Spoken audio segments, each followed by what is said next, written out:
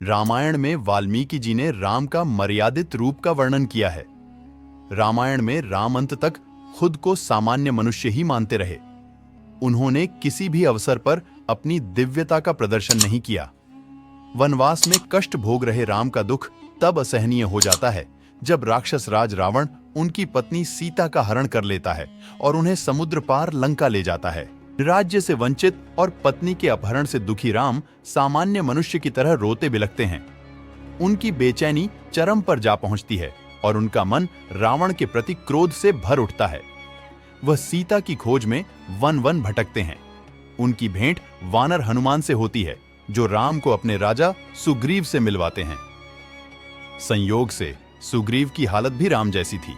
वह भी राज्य और पत्नी खो चुका था। सुग्रीव की यह दशा किसी दूसरे ने नहीं, बल्कि उसके ही बड़े भाई बाली ने की थी।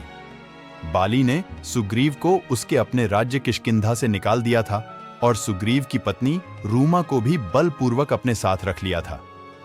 राम और सुग्रीव की पीड़ा एक जैसी थी। दोनों अग्नि को साक्षी मानकर एक दूसरे के मित्र बन गए। दोनों ने एक दूसरे की सहायता करने की प्रतिज्ञा की।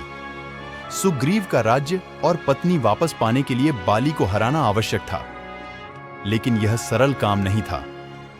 बाली ऐसा था कि सूरज उगने से पहले बिना थके पृथ्वी की परिक्रमा कर सकता था। उसका पौरुष और पराक्रम ऐसा था कि उसने युद्ध में रावण तक को धूल चटा दी थी। बाली को मारने में एक और बड़ी बाधा थी। उसे वरदान मिला था कि उससे जो भी सामने से लड़ता, उसकी आधी शक्ति बाली में चली जाती थी। यही वजह थी कि सुग्रीव बहुत प्रयास करके भी बाली को हरा नहीं पाया था। बाली को मिले वरदान के चलते उससे आमने सामने युद्ध करना राम के लिए भी कठिन था। आखिर यह नतीजा निकला कि बाली को सीधी लड़ाई में हराना संभव नहीं है, इसलिए उसे छिपकर मारा जाए। राम ने यही किया। राम के संकेत पर सुग्रीव ने बाली को उकसाया और उसे युद्ध के लिए ललकारा। बाली क्रोध में सुग्रीव से लड़ने आ गया। उधर पेड़ की ओट में राम धनुष बाण लिए तैयार थे। बाली और सुग्रीव का युद्ध शुरू हुआ तो राम ने अवसर मिलते ही बाली पर बाण चला दिया। बाली धरती पर गिरा और कराहने लगा। उसे जब पता लगा कि राम ने उसे छिपकर मारा था तो उसे बहुत क्रोध आया। उसने राम पर अधर्म और पाप का दोष लगा दिया। राम का बाली से न तो सीधा वैर था और न ही बाली ने राम को कोई नुकसान पहुंचाया था। बाली वध की घटना ने राम के निष्कपट जीवन पर हमेशा के लिए एक सवाल खड़ा कर दिया। राम जब बाली के पास पहुंचे, बाली ने पूछा, श्री राम, आपने मुझे छल से मारकर क्या पाया? हम तो वानर हैं, इसलिए हमारी बुद्धि पशुओं के समान है, लेकिन आप केवल मनुष्य ही नहीं, राजा भी हैं। फिर आपने मुझ निरपराधी को मारकर धर्म का उल्लंघन क्यों किया? आपने सीता को खोजने के लिए सुग्रीव से मित्रता की, लेकिन मुझसे आपका क्या वैर था जो आपने मेरा वध कर दिया?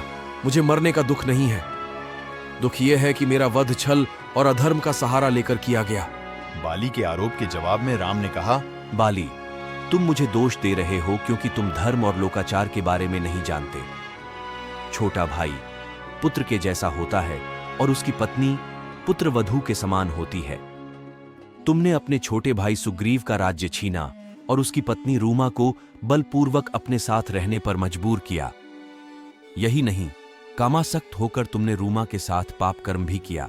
यह धर्म का सीधा उल्लंघन है। इस अपराध के लिए मृत्यु से कम कोई दंड नहीं है।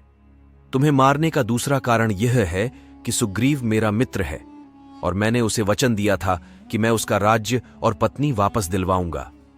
बाली, मैं महाराज रघु का वंशज हूं। मैं अपने प्राण तो दे सकता हूं, लेकिन अपनी प्रतिज्ञा नहीं टूटने दूंगा। इसलिए तुम्हारा अपराध जानने के बाद भी तुम्हें दंडित न करने से मुझे पाप लगेगा। इसलिए तुम्हारा छिपकर शिकार करके मैंने धर्म का उल्लंघन नहीं किया। श्री राम का यह उत्तर सुनकर बाली ने स्वीकार किया कि सुग्रीव का राज्य और उसकी पत्नी छीनकर उसने भारी भूल की। उसने श्री राम पर लगाया अधर्म का आरोप भी वापस ले लिया। दोस्तों, आज के इस वीडियो में बस इतना ही।